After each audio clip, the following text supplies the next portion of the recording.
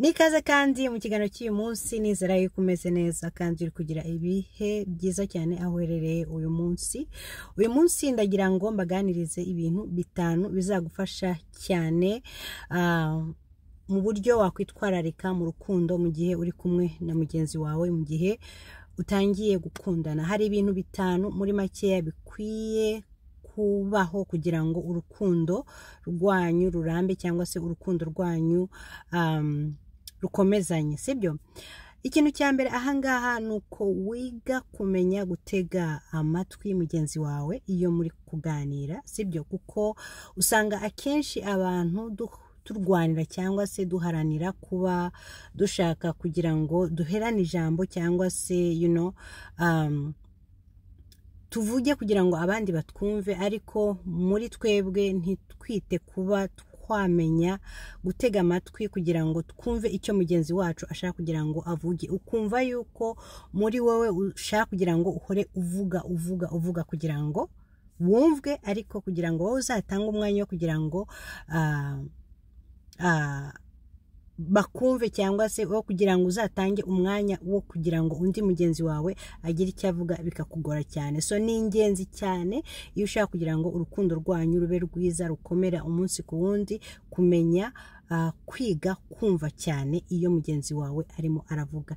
Ikindi ahangaha cya kabiri ni ukumenya mu by'ukuri, kumenya 100% uburyo uganira na mugenzi wawe mu rukundo.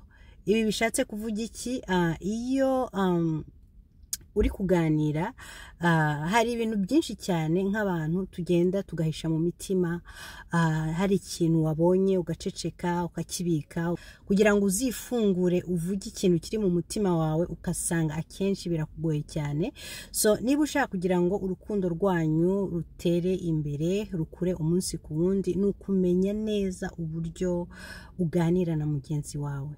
Niba hari ikintu kikubangamiye, kizane mu kiganireho kugira ngo gifatirwe ibisubizo cyangwa se kibonerwe ibisubizo, aho kugira ngo ubibike muri wowe bikubangamire umare imyaka n'imyaka ubibika, kuko ni hahandi ubistoka, umunsi wazagera cya kirunga kikaruka ugasanga ntago ukibiramiye kubera yuko c'est trop tard.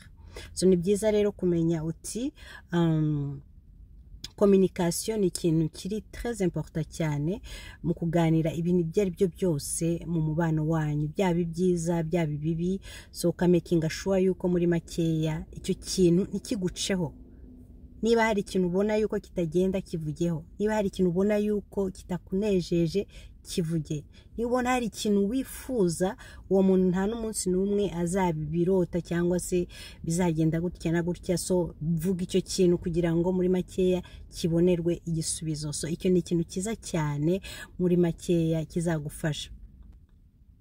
Ikindi ahangaha, iyo uzi kuba uzi kuganira mu mubano wanyu, ukamenya uti ubwumvikane ni ikintu gikenewe cyane muri relationship yacu.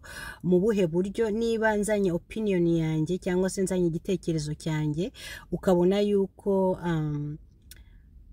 maybe kikubangamiye cyangwa se utacyumvaho neza, then ukavuga uti reka how about twakora uburyo n'ubu ngubu kugira ngo iki kintu kigende gutya na gutya, mbese ukasa nkaho uzana ikintu cyazana umutuzo muri uwo mubano, aho kugira ngo bibe intambara. So ni byiza yuko ugira nk'iyo kalite yuko mu gihe ubona yuko mu mubano wanyu ibintu bitarimo biragenda neza, ahubwo ugashaka icyazana umutuzo, sibyo?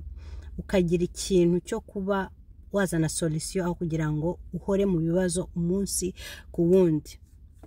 Ikindi ahangaha mu mubano, ntago bivuga yuko ibintu bihora biri parfait umunsi ku wundi.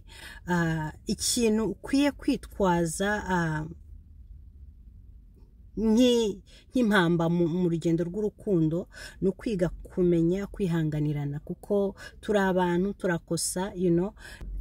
So ni byiza rero kumenya kwihanganirana kugira ngo muri makeya iyo hagize ikiba, aho kugira ngo habeho agatotsi umunsi ku wundi cyangwa se imirwano hirya no hino. So ni byiza kumenya yuko iyo wihanganiye mugenzi wawe ubutaha nawe ashobora kwiga kumenya yuko akwiye kukwihanganira mu byo ushobora kuba ukora umunsi ku wundi. So icyo rero ni ikintu cyiza cyane muri makeya cyagufasha gutuma umubano wanyu ugenda neza umunsi ku wundi. Ikindi kintu cya nyuma ahangaha ni ukwiga kudacika intege.